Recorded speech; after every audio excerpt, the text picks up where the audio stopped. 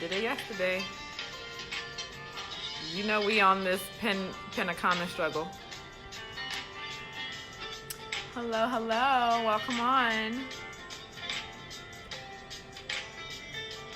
Hey Lilium, how are you doing today, girl? How was your week? I am on the pin the common struggle. I don't know, why is this so hard for me? Oh my goodness. Did you read the heading of what we're talking about today? I am well. It is so hot. It is such a hot day. It's been a good week. The heat has made me feel so tired. Hello, hello. Welcome to the show. Whew. It was kind of busy. Not really. I had some because I'm running my own business right now. So it's been like learning a lot of self-discipline. I don't know why this thing is so hard for me to pin this comment. I did it yesterday. I'm trying to like use the same finger that I used yesterday.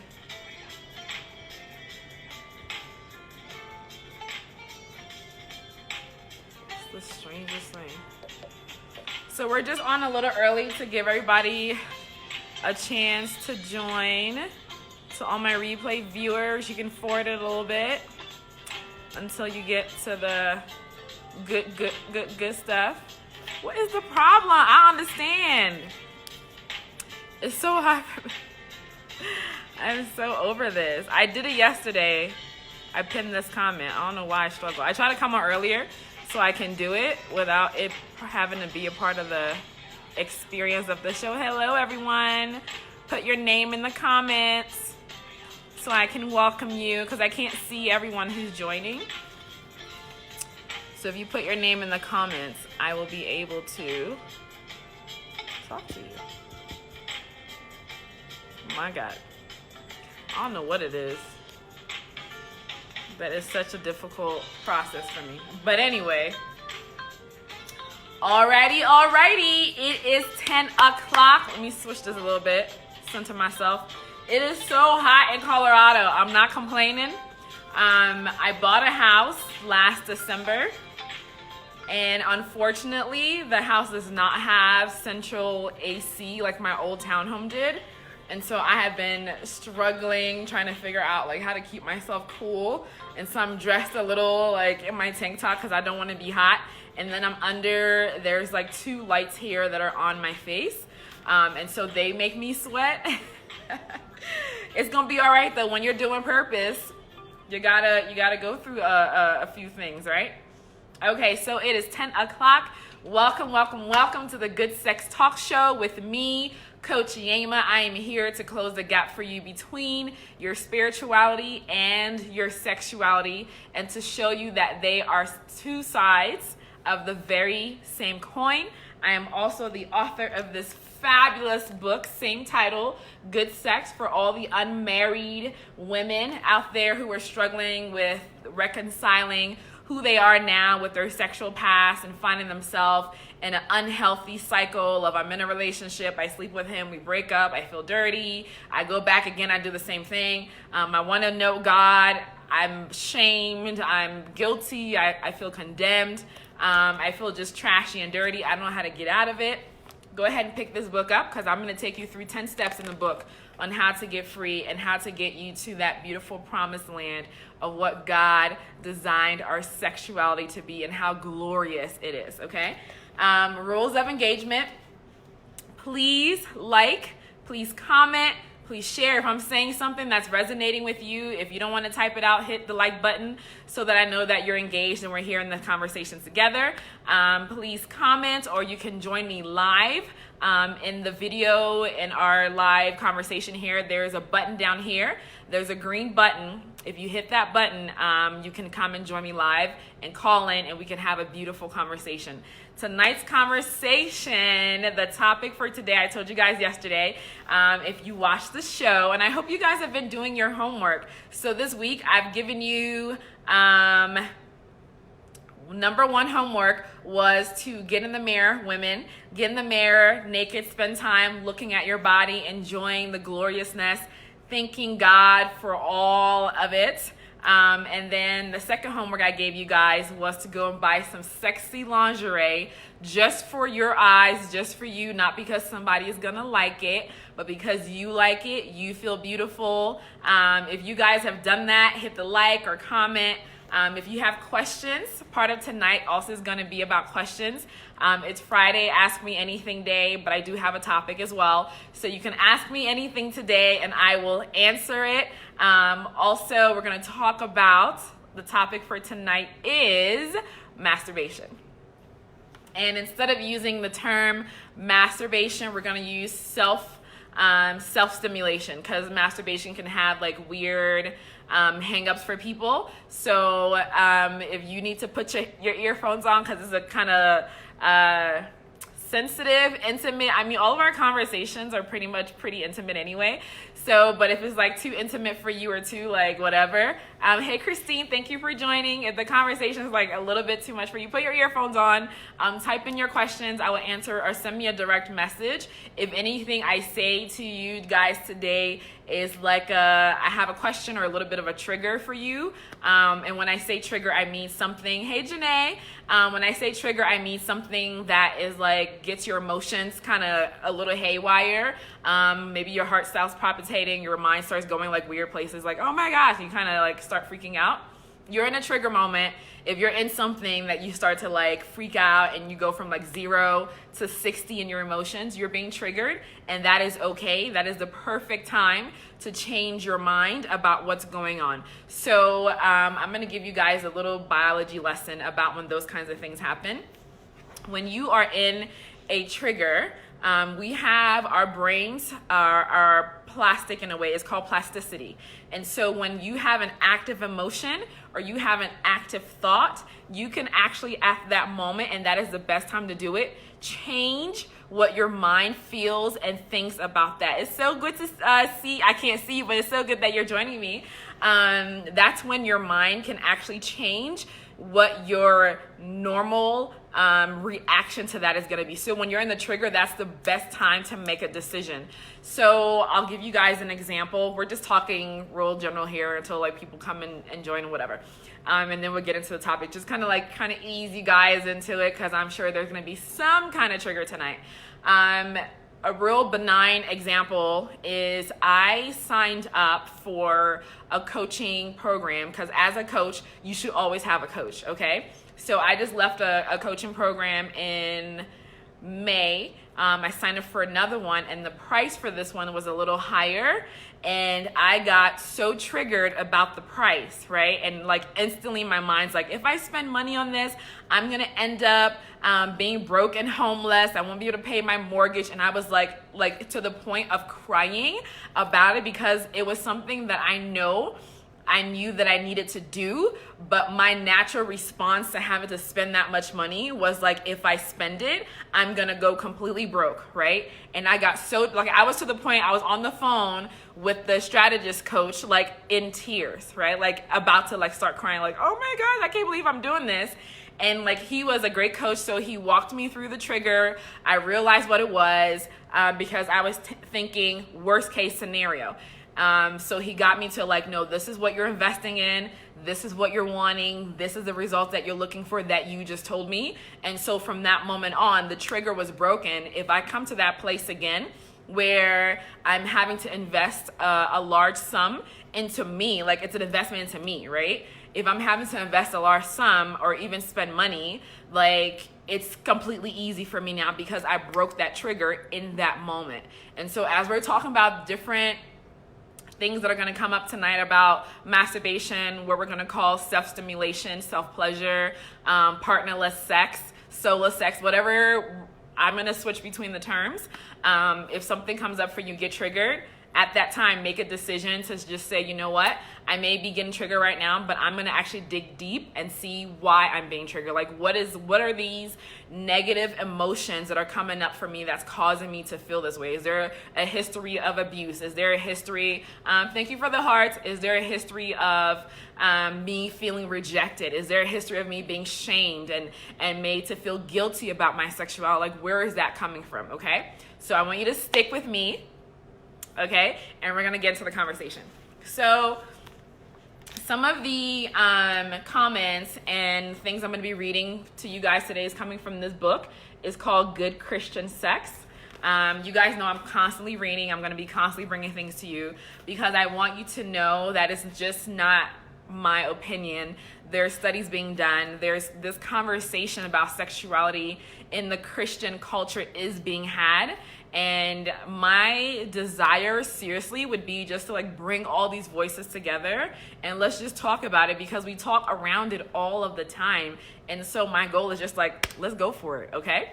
So what is masturbation? What is self-stimulation? What is self-pleasure, okay?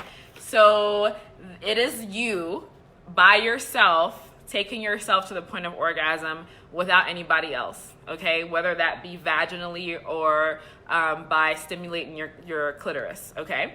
So that's what self-pleasing is. And the issue that we have, I talked about it yesterday, we have scriptures like in Leviticus that talks about this, especially for Christians, that make us feel, it doesn't specifically say, there is no scripture, not one, that says anything about masturbation being wrong. The story that people get this from is from a gentleman in the Bible called Onan. And back in the day, masturbation was called onanism. And what happened was his brother died. He married the brother's wife to give the brother an heir. But then what happened was he slept with the brother's wife, and instead of ejaculating inside of her to have her to get pregnant, he, pulled out, right? And so he spilled his seed. And so from that point on, people start equating, like, if you spill your seed, because for a man, it's not usually talked about with women, but I'll get into that with you guys in a little bit. For a man spilling his seed, like solo sex, non-procreative sex, is what masturbation or self-stimulation or self-pleasure, partnerless sex is equated with, right? And so there is a general... there was a general understanding like that's wrong. Biblically, it's not okay for men to do this. And I'm sure you've heard of where people used to say, like, if you do that, your palms will get hairy and you'll go blind. Obviously, it's not true. Also, an interesting fact was back in the day, people would say that if you had pimples, right? If a young person had pimples, it was a sign that they were like a masturbator or a self-stimulator or self-pleaser, and it was a result of you participating in solo sex. Can you just imagine for those people who had oily skin? For the people who had oily skin back in the day, the trauma of like having, like, you're not the person that does it, right? But you have oily skin, or you're eating something wrong and you're like going through puberty and your face is like full of pimples and people are like, ooh, what have you been doing? You have been sinning. You have been getting into it too much. What is going on? Okay. So like back in the day, that was like a thing. Thank God we've moved on and we're smarter than that. And kids going through puberty who have oily skin, or even like adults, right? We all have seen the Proactive commercials. Even adults who have issues with acne, don't have to face that kind of trauma anymore. Can you just imagine, like, how blessed are we to be living? I mean, we have issues in our culture right now, but how blessed are we that we get to live in a culture where there is some kind of wisdom and understanding about the biology of our bodies, right? About puberty and acne, all these different things, okay? So the first thing I want to read to you guys here is she went through and did a survey of women and talked to them about self-stimulation, right? And most people, let me see where the stats are. I have the stats in my book, but I think that I wanted to read it from her book. The first quote I want to read to you guys about this is she says, like, she's writing this chapter. It's called My Favorite Feel.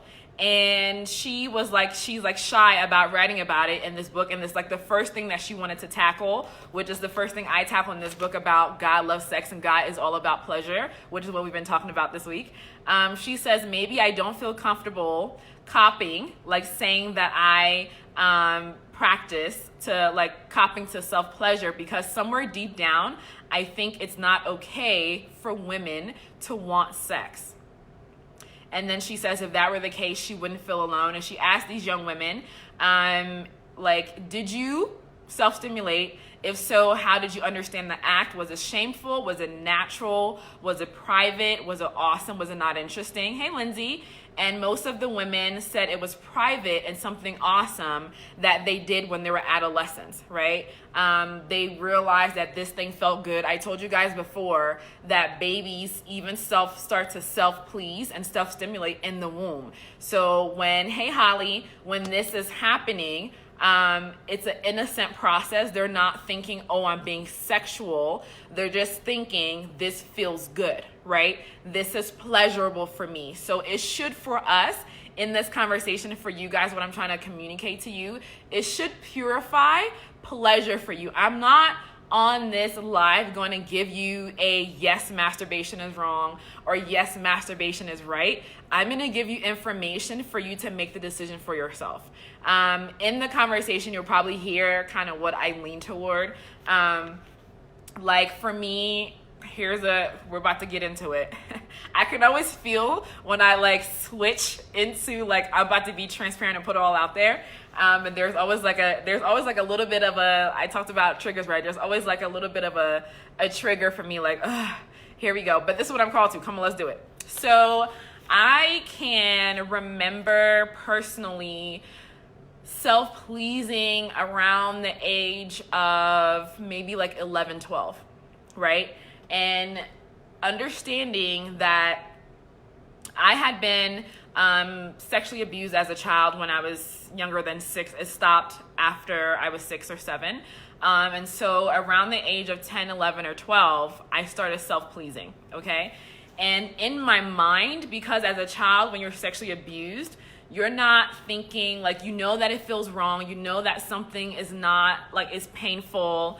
But there is the shame about it, like, feeling good because your body is kind of that way.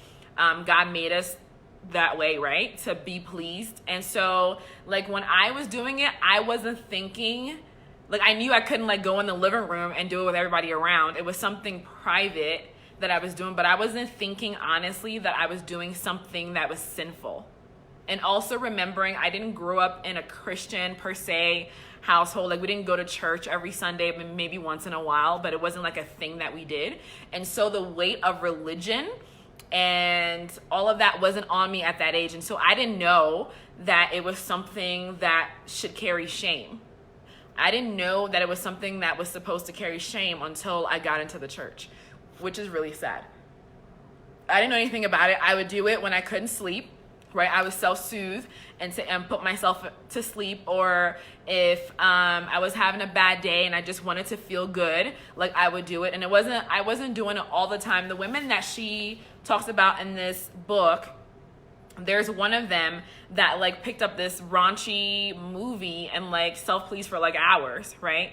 And I don't know if you guys watch Sex and the City, because it's coming to me right now. Who was it? What was her name? The one who was always having the most sex with everybody. So there's Miranda. What was Sarah Jessica Parker? Help me, guys. Who was the one that was like Miranda, Charlotte? Why can't I remember Sarah Jessica Parker's character? And Samantha. What is Sarah Jessica Parker? Carrie. Okay, Carrie. I don't know why I just had a blank. So like Samantha had gone out like in this one episode, and she had self-stimulated for an entire It was Samantha. Thanks, Lindsay. Yeah, it's Carrie. And she self-pleased for an entire day. And then she came like to hang out with her girls at the bar. And she was like glowing and feeling so good about herself. And she just was like, I've been doing this all day. Like, they were like, who were you sleeping with? She was like, no one, like myself. Like, I was enjoying myself and indulging in my pleasure, right? And so I don't know why that just came to me, but when she starts having this conversation about women, there is a shame and an understanding somewhere deep down inside of us that as a godly woman, we are not allowed to pursue pleasure, specifically sexual pleasure. And so like when you were younger, like guys, little boys, I mean, at that age, teenagers talked about it all the time. But like girls, the young girls that I knew of, like I never had the conversation where like, oh yeah, I'm doing this. Like it was never a conversation because we just, at that point, just never, like it wasn't a thing that girls did. It was, we were supposed to respond to boys masturbating or jacking off or whatever we call it, right? As like, ew, that's so gross. And then at that age, we start associating like, okay, only boys are allowed to do this. But a lot of young girls, usually around the age starting at 8 o'clock, at 8 years old, start really self-pleasing, self-stimulating as a soothing mechanism, as whatever, like they're excited, this feels good as a part of their body. Oh my gosh, they're not thinking, oh my goodness, I'm having solo sex. Okay, like that's not a thought that's coming up for them. She says here, like we're just so used to the act of shaming people for pleasure. But okay, here are the stats. The vast majority of people having sexual relationships at some point in their lives, and many people have engaged in self-stimulation at some point, right? By age 20, 92% of men and 2/3 of women have. So by the age of 20, so this is happening while you're a teenager for women. So 2/3, that's 60% of women, okay? 6 out of every 10 women have done this. And I told you guys earlier, infants have been known to touch themselves, as do young children before the age of reason. They do it innocently, which challenges the idea that the pursuit of such pleasure is particularly sinful, okay? And she's saying, well, maybe it's just another human thing like eating and sleeping. What do you guys think? Is it like, and I want you guys to like, if you can hit the like button, if you hit the like button like for like, no, it's not just another human thing, or you can hit the love button for like, yeah, it is just another human thing. Like I have to eat, I have to sleep, right? And then she says here, one of the doctors that she references in the book, her name, no, she's a theologian and she works with ethics, and her name is Christine Guter, and she says that pleasure, in fact, in itself is not good, is not the good, but a good. So like we can start to think about self-stimulation and masturbation, or whatever you want to call it, as like if people start to do that, they're going to think that that is the only good thing that we can do, and we will get, I think what the church is concerned about is that we'll get completely self-consumed, right? We're going to turn into ourselves. We're not going to want to pursue relationships because we're going to be addicted to self-stimulating, and we're not going to want to actually have sexual relationships with other people. Or we'll just like, and you see it a lot where like men, young boys, because usually we don't see this happening for women, like the conversation about women masturbating or self-stimulating isn't a conversation really. Like nobody really talks about it, right?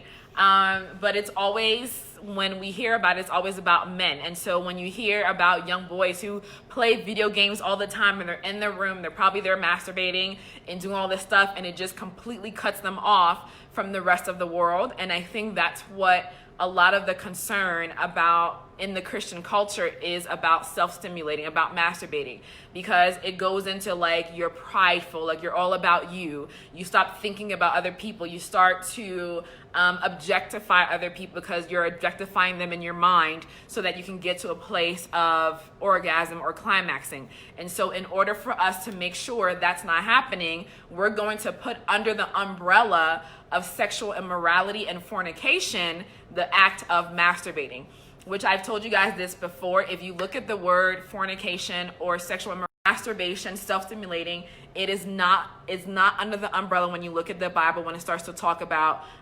fornication or sexual immorality. So masturbation is not sexually immoral according to the raw interpretation of Scripture. Okay? It's not in the Bible. So now that you guys have heard that, I wonder how you're feeling about it. Like, is that like a relief? Is that like a thing you've taught about? Like, women don't normally sit down and talk about, hey, I've been stuffed. I mean, I know my friends that I have, because because I am a sexuality coach, the people that I do have around me, they've gotten used to us having these conversations. So I do pull these things out of other women and we talk about it. And so I don't know normally though if other women are sitting around having this conversation like they should be, right? Because it's very shameful. It's a private thing. We don't want to talk about it, but there's nothing. Okay, I guess I am going to share my opinion. It's my opinion. And I want you to form your own from this conversation. I'm not here to dictate an opinion to you. Self-stimulating is neither evil nor like good. Like it's pre-moral, right? So it's amoral, like money. Like depending on how you use money is what makes it bad or good. Okay? So self-stimulating, there is nothing wrong with it. Okay?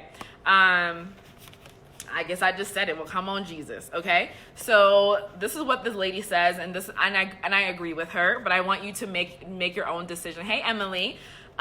She says here, pleasure in fact is itself a good, not the good, but a good.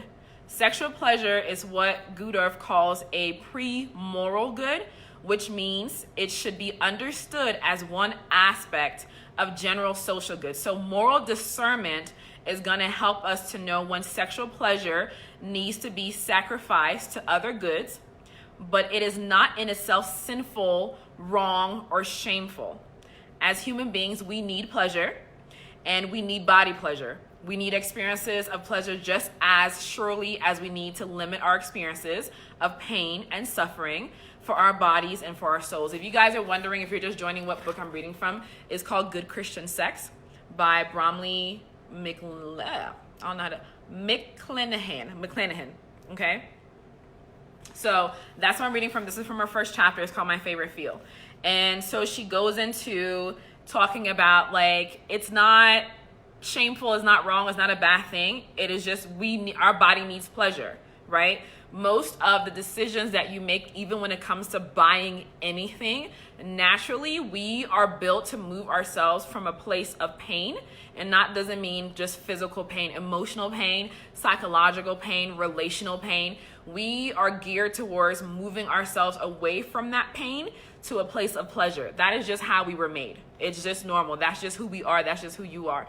And so what your place of pleasure could look like moving from, for example, relational pain, if you're in conflict, maybe what you do to get yourself away from that pain is you become quiet, you do the silent treatment, you cut people off, right? And so you not having to deal with it puts you in a place of pleasure, right? Because there's no more conflict.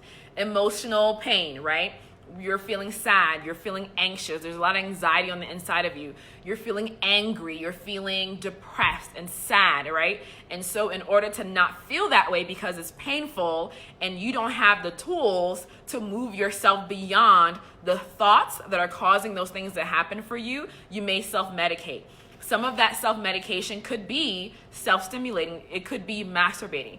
And so if it's coming from that place of where you are needing to self-stimulate because your mind, your ability to move your emotions and your thoughts from a place of pain, you don't have the tools yet, and you want a quick fix, that's when it becomes an issue.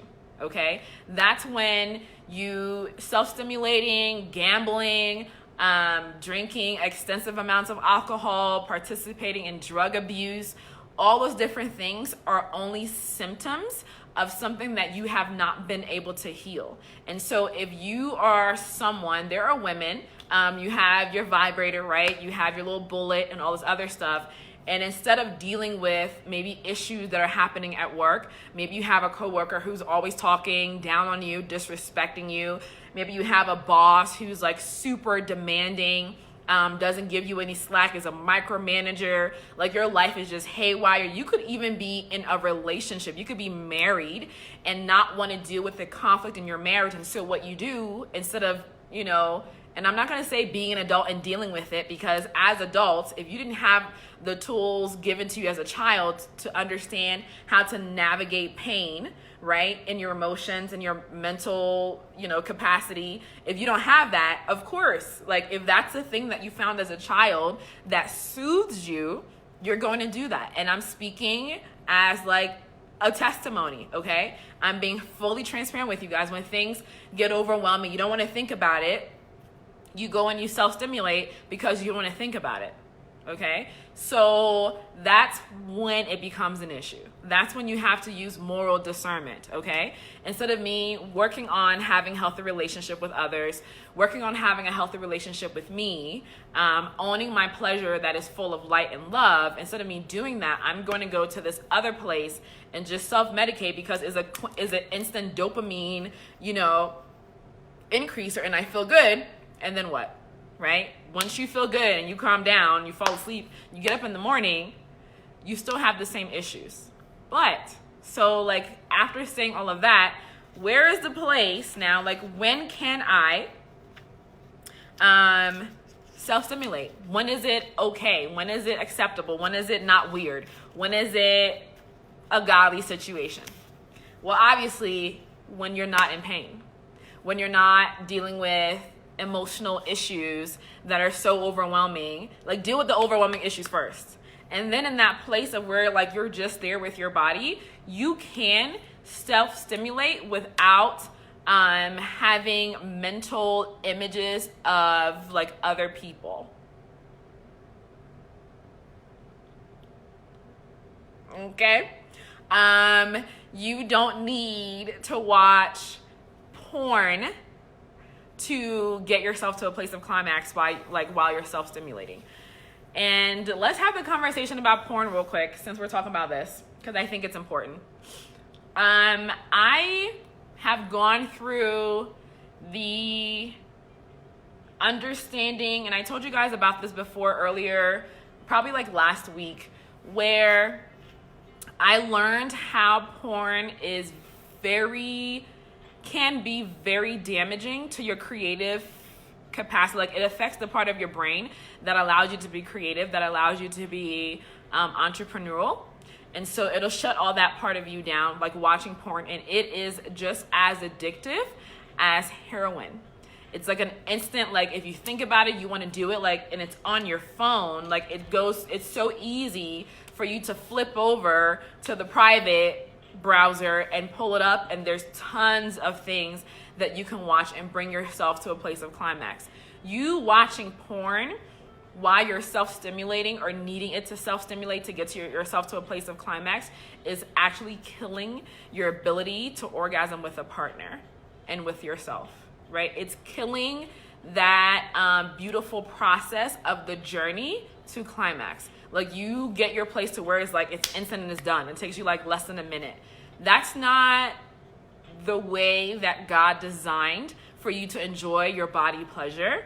It is you going and having a quick hit. Like it's like you're taking drugs. It's not good. It's not good. I wouldn't recommend it. I'm not judging you for it. If that's where you are, get clear in your relationship with God, get to know who you are, get to know and receive his love for you, and all of those things that are not healthy for you, that are stopping you from actually enjoying pleasure. It's gonna come off, and he'll talk to you about it, and you'll make a decision, not because other people said so, not because the church said this, or other people are judging you, because that's never a good reason to make a decision about anything in your life.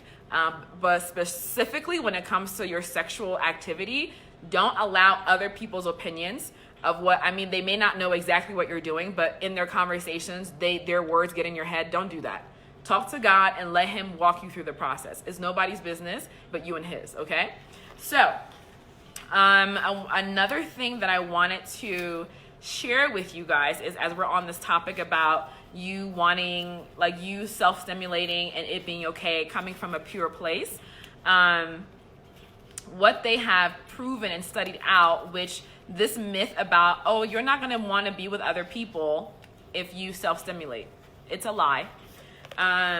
In fact, among women, it has become clear that women who have masturbated are more likely to experience general sexual pleasure and, in particular, orgasm in partnered sex than are women who have not masturbated. What do you guys think about that? They've done this study, okay? So, and I'll always bring research to you guys because I'm a researcher. So let me see who did this research here. This is this lady. Yes, so research shows that practice does not prevent. Okay, let me read it from the beginning for you guys. So, research shows that the practice of masturbation does not prevent men and women from seeking out. Now, this is not the addiction to masturbation, okay? Two different things. Does not prevent women and men from seeking out sexual partners. And rather than finding that solitary sex is an obstacle to shared sex, research suggests that solitary sex is helpful to women and later partner sex in a variety of ways. What do you guys think about that? Isn't that interesting?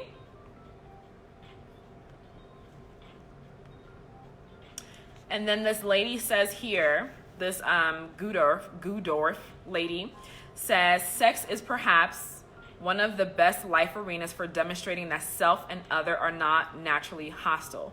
So the conversation would have been, and the conversation I believe in the church that is being had is like, if I'm focused on me, and I'm self-stimulating and self-pleasing, it's going to naturally make me hostile toward receiving pleasure from other people. And the research says that is absolutely not true, and even proves that you're actually more likely to enjoy your sexual activity with a partner in the future if you are someone who in the past has participated in self-stimulation and masturbation.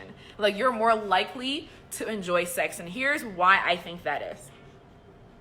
When you take the time for you, right, as a woman, which we've been talking about all week, about women owning their pleasure, owning their journey to climax, owning not just the sexual pleasure, but owning the fact that you are allowed to pursue pleasure.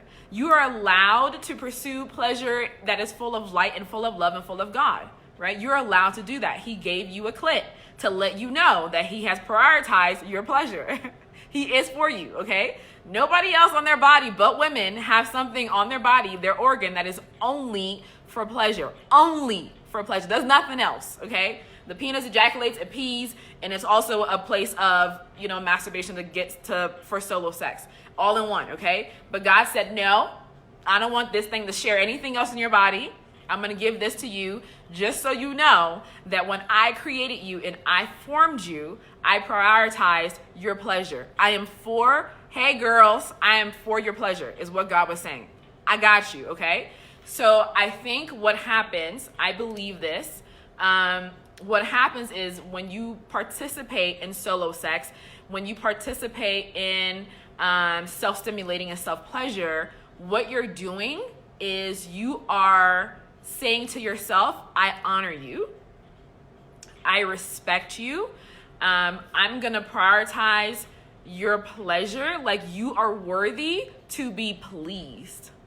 Because we can get into relationships, and I've spoken to young women who are newly married in the church, and it's difficult for them to transition from like sex is bad, sex is sin, and then they go into a marriage and now they have never been allowed to experience pleasure. They've never been allowed to pursue it, and so they wait for the man to like initiate. And then when it is initiated, those sexual relationships are over, activities are over when he climaxes, and then they go to bed. Like, she served her purpose. Okay, that's not God's best for you. That is definitely not what I am praying for, and not what I wrote about, and what God revealed to me in the very last chapter of this book. It is so good what God planned for us in this book. Like, he told me it, and I wrote it down just to share with you guys. What we're saying, the book I've shared with you guys too is called The Multi-Orgasmic Woman.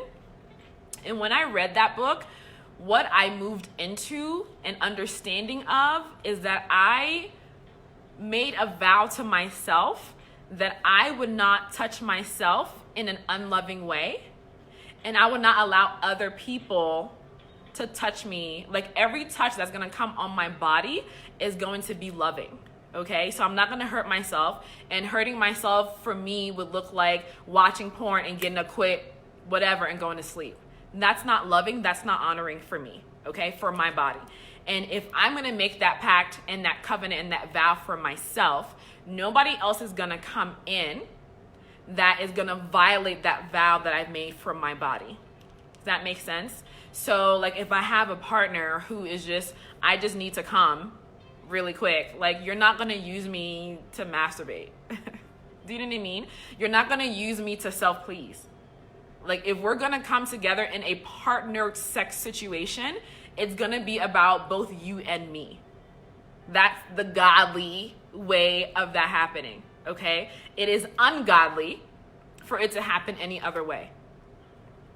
Have you heard that before? Have you heard that from the pulpit before? Because it's real, okay? Why would God, again, bless you with something for you to receive pleasure and then put you in a situation where your pleasure is not prioritized like he has prioritized it? So when you step into the realm of like I'm not saying go and self-please tonight. Whatever happens after tonight, after the call, go ahead, have fun, child. I got nothing to do with that, okay? But I'm giving you permission to know that it's not evil. It's not sinful. There's nothing to be shamed about if you're doing it. As a matter of fact, research has proven it actually makes you a better partner, okay? Because you're prioritizing you. When you're the truth about being in a sexual encounter with another person, partner in a lifetime committed relationship, okay? When you are in those kinds of relationships and being sexual with them, if you have owned your own pleasure, it is extremely sexy. It is extremely erotic for you to be in an encounter with someone who is aware and pursuing their pleasure in those moments. Some people think like, if I pursue my pleasure in a sexual encounter, I'm talking specifically right now to married women. Women can think that if I pursue my pleasure, I'm only thinking about me, I'm being a selfish lover. That is actually not true, because, and I've spoken to many of men about this, when a woman is like aware of what pleases her, where to touch her, where to know, like if she's aware, and I've told my friends about this, I'm gonna share this with you guys. If she's aware of her pleasure landscape, of the things on her body that makes her feel good and how it makes her feel good, and she can direct that and engage with that, that is an extreme turn on for the good men that are out there. Hopefully that is your spouse. That is an extreme turn on for your spouse, because most of their sexual past history, women aren't like that, because most of us are there using our bodies as a vessel for him to climax, okay? We're basically being used as tools to masturbate, okay? And that's not what a partner or spouse that God's given you is going to want from you. But in the place for the single women, okay, if you are prioritizing your pleasure, if you are aware, okay, of what makes you feel good, okay, what makes your body feels good, what makes you get, and it doesn't even have to be like, sex shouldn't be about orgasm. It's about a journey of pleasure and of sitting in that and enjoying it and going through and just like enjoy. Like when you eat a meal, you're not like rushing to finish it, right?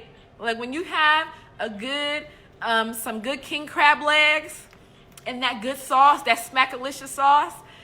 When I have that for me, because I love king crab legs, and with that corn, and you got the potatoes. You guys ever had the boiled egg in a seafood boil? If you haven't, please do it. So you got the boiled egg, you got the corn, you got the potatoes, you got the shrimp, you got the king crab legs, you got the boiled lobster tail. Come on, Jesus, okay?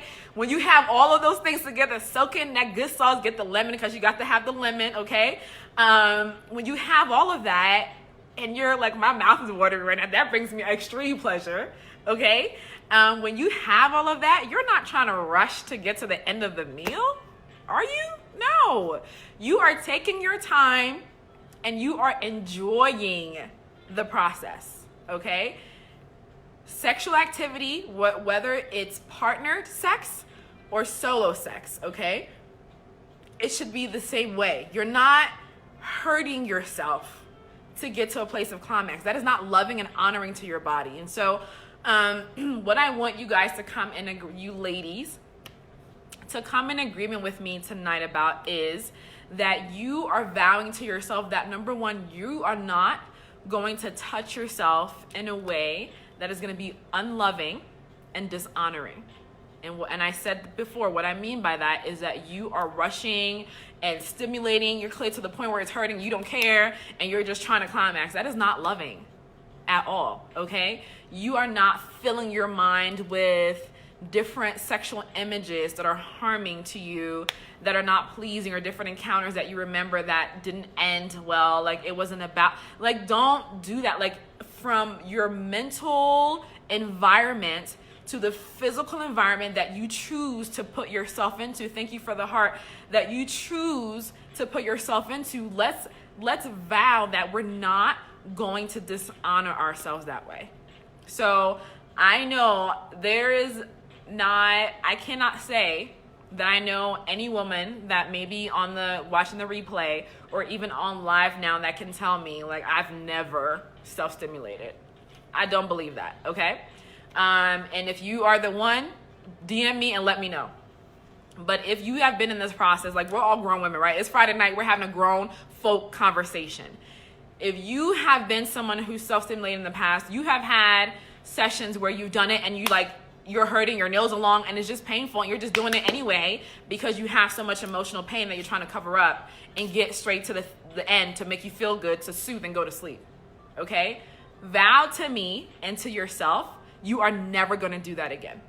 And so if you're in a trigger, if you are in pain, if your mind is running and racing out of control, pick up your Bible, girl. Pick up your Bible, read that thing, get to the Psalms, read it, get the peace of God, okay? And after that, when you have the peace of God and you want to self-soothe and go to bed, go right ahead. Because if you are self-medicating by self-stimulating yourself, your brain starts to build a pattern of escape. Like, I'm not gonna face life. I'm gonna go ahead and escape. So even if you're married and you and your partner have sex, right, and you don't climax and it wasn't a beautiful journey for you, like, they're done, you've done your wifely duty as a Christian woman, and then you go and then you masturbate or self-stimulate or have solo sex, instead of having a conversation with your spouse and saying, this is what I want, this is what I need, this is what turns me on, this is what makes me feel good, I don't want us to rush through it. Can you be patient with me? It normally takes women longer to have that journey. And so you get out of your head and judging yourself, oh my gosh, I'm taking too long, right? You stop hating and, like, belittling yourself with those thoughts and have the conversation with your partner, like, this is what feels good for me. And you cannot know what feels good for you if you have not participated in self-pleasure and self-stimulation. Maybe your partner has done certain things, and you can say, that thing that you did was really good for me. And so together, let's do this together and have this journey of sex together. Not let him come and then you go to sleep and then you masturbate when he goes to work or whatever. When you're in the shower, a lot of women are in the shower doing this kind of stuff. Don't do that, okay? So the last thing, and thank you guys, ladies, for rocking with me. The last thing I want to share with you guys is this. For single women, we can have the pain of loneliness, and we can use self-stimulation to cure that loneliness. I'm a single woman, so I am speaking from experience. As much as depression and anxiety and all of that can be painful, loneliness is just as painful, okay? If you are lonely, and part of the way that you assuage your loneliness is by self-stimulating, I want to caution you about that. Everything I just said about building an automatic behavior in your brain by escaping because you are feeling bad, not okay, all right? So deal with it. Again, pick up the Bible. If you're struggling with your past, order the book, send me a message. Let's get through it together. I'm going to end this on a good note. Another good thing about self-stimulation, and you know what? I told you guys I wasn't going to make a judgment for you and say whether it's good or bad, but I guess I already did. I came on the live thinking I'm not going to say that. I'm going to give everyone, stats and understanding so that they can decide for themselves. But it is a talk show. I'm sharing my opinion. I am a coach. I want to help people through it. As I was talking, I realized, oh my goodness, this could be something that one of my replay viewers could be dealing with, right? And they're overdoing it because they're trying to escape. And it's more important for me to talk about that and to remove the shame and the guilt and the pairing of sin of what it is from your mind than to really talk about is it right or wrong. Here's a good kind of way to end the show. The beautiful thing about self-stimulating is that it is safe sex. So if you know that you have a sexual history that is, I wouldn't say colorful, but if you know that you're not a virgin and you're going out on a date with a guy that you find extremely attractive, extremely sexy, right? And you don't know, you're not whole enough yet, you're not sure about yourself yet that you'll be able to say no, I would recommend, I am about to say this. I am really about to say it. All right, I'm about to say it. I would recommend that you take care of that. You self-please before your date. Get all of that sexual tension, all of that stuff out of the way. And then that's a grown woman in your 30s conversation and tip. Okay, this is not for the children. This is not for the children. It's not for children, okay? This is for the grown folks. This is for women my age and older. We've been there, done that. It's very easy. We know ourselves, blah, blah, blah, blah, okay? Make sure you take care of that before you go on your date and relieve all of that tension. Also, the fact that self-stimulation is safe sex, okay? There's no STIs. You can't get pregnant. It should really be the most guiltless sex that you can have, really. And people don't think about it as sex. A lot of people, when you talk to them, and the research has shown this, don't consider masturbation or self-stimulating as sex, but it is sex, okay? And so if you would think about it that way, I think it'll be extremely helpful for you to really embrace, if you're feeling turned on or horny, you're single, you don't have an outlet for that, right? Because you don't want to just go out and just be doing whatever. You're not going to be unloving and dishonoring to yourself and to your body. So honor it in the way by saying, yes, I acknowledge that you are going through this, that you're feeling a certain way. If we're not virgins, we know what it's like to feel horny, to feel turned on, right? So if I'm feeling this way, I'm going to honor it, okay? I'm going to deal with it. I'm going to handle my business, and then keep it moving. I know for me, oh, this is getting really real. All right. Come on, Jesus. Okay. For me, and I find this with women, majority of the time, that when it's that time, getting to be that time of the month, because your body's like gearing up to have a child, you have more feelings of being horny around that time. I remember when in the beginning of my celibacy, that I was like, around that time, I'd be like, oh my gosh, like, because I was like super religious. Like, I was so religious because I was like, oh my goodness, if I mess up, God's gonna take his peace from me, because I like suffered with intense anxiety, like intense panic. And so I got closer to God, wanting his peace, and I was only doing the right things because I didn't want him to take his peace from me.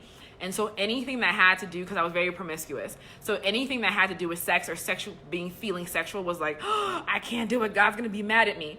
So like in the beginning of my celibacy walk with God, I would start to feel, horny around the time of my period. And I would like, oh my gosh, God, I don't know where this is coming from. I swear I'm not thinking about anything. I would be so beat down because I didn't understand my biology. I didn't understand what my body was going through. And I took it, and it was such a source of guilt and shame for me. I shared the story with you guys before where I went to sleep in this space of me walking through the beginning years of my celibacy. I think it was probably within the first year that I had this dream where I went to sleep. In the dream, I masturbated, I climaxed, and I woke up in it, and I didn't realize I was dreaming. I thought it was real, and I was so upset, and I'm like, oh my gosh, God, I don't know what happened. I didn't mean to. I swear I'm trying to be a good girl. I don't know what's going on with me. Oh my goodness, God, please help me, right? And it was just purely a dream, but that's just how much guilt and condemnation and shame that I carried around my sexuality that I got from the church, because I didn't have that before when I was 12 or 13. Self-pleasing, it wasn't an issue for me. It wasn't a thing. It was I did it and it was done. I wasn't worried about it. But now coming into the church and hearing all this negative messaging around sex and sexuality and pleasure and all of these, I don't even think I even heard the word pleasure in church unless it was being stated as something to not do. But I carried all of that subconsciously, and I took those lies into my relationship with God. And so it was a very hard place for me to be with him, where my body was responding. It was the time of the month. I thought God was mad at me. I know what was going on, whatever. As of now, I'm in a very beautiful place of where if I do self-please, it's not a place of condemnation, shame, or guilt for me at all. If I'm having emotional pain, I sit up and I talk to God, and I'll be like, God, I want to do this. I want to self-please. I want to self-stimulate because I don't want to think about this. This is how I'm feeling. And I have a conversation with God. Now, I'm not saying I'm perfect. I do it all the time, okay? But most of the time, if I knew I'm in intense emotional pain and my mind's racing and I'm just I want to just do this and get it over with, what helps me the most is I'll speak out loud, God, you know what I'm feeling. This is what's going on. And instantly, God's invited into the situation with me, right? Instantly, I'm aware of him. Instantly, I know he's always with us anyway. So he doesn't leave oh, you going to bed? I'm going to see you in the morning. He doesn't do that, right? So he's with me all the time. And so I'll just say because usually it happens the middle of the night when you're trying to fall asleep. And I'm like, God, this day was so horrible. I just want to do this and go to sleep. This is what I'm feeling. And then he'll ask me, well, what's going on? What's in your heart? He'll ask me what's wrong, and I'm like, well, this person did this person did that. And as I'm talking, then what will happen is I'll put my light on, pull out my journal, and get some truth.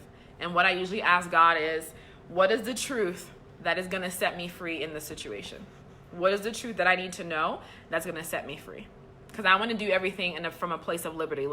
The Bible says in Galatians 5:1, it was for freedom that Jesus set you free. He just wants you to be free, just free, okay? Liberty, all right? So if anything I'm doing out of a place of bondage to pain, that's not God's best for me. But if I'm doing it because I'm free and I'm allowed to self-please and enjoy it, and know my pleasure landscape, absolutely. That is completely part of me owning my pleasure as a woman. That is absolutely me knowing what pleases me. That is absolutely me getting ready for marriage. I bet they never talk about that in their marriage prep for these young single women. As a matter of fact, I know that they don't. But I'm saying to you, if that is something that you've been struggling with, that is part of you getting ready to have amazing sex with your husband. Oh, all right. Well, ladies, we have come to the end of the show. Man, this is a good conversation tonight. I love this. It felt really good and authentic for me, and there's not shame, or I don't have I'm not embarrassed about having the conversation with you all. This just really blessed me. So make sure you share the video with your girlfriends. It's the weekend. I won't be on till Monday. Back on Monday at 10 o'clock p.m. Share this video with your girls. Talk to them. Say, well, is this something that this will bring you ladies closer together. Have that conversation. I know I have this with my friends all the time. The last transparent moment I'll have is my friends will call me and I'll be like, it's a self-care Saturday. I'll call you later. Okay? Self-care for me does include all of that as well. So it's probably a little bit of an overshare, but that's okay. I am Coach Jama, closing the gap for you between your sexual pleasure and your spirituality, letting you know that it's two sides of the very same coin. So comment, share. If you have not already and you're struggling with the things that I've talked about today, pick up the book. And once you do that and you want to talk to me privately, one-on-one, and have a personal conversation about where you are, send me a private message, DM me, and we'll set up a call to see how I can help you walk through the next steps of your healing and your freedom, baby girl, and your wholeness. All right? I love you, my loves. Thank you so much for watching. You have a fabulous weekend and stay cool because it is hot as heck out here, okay? All right, bye.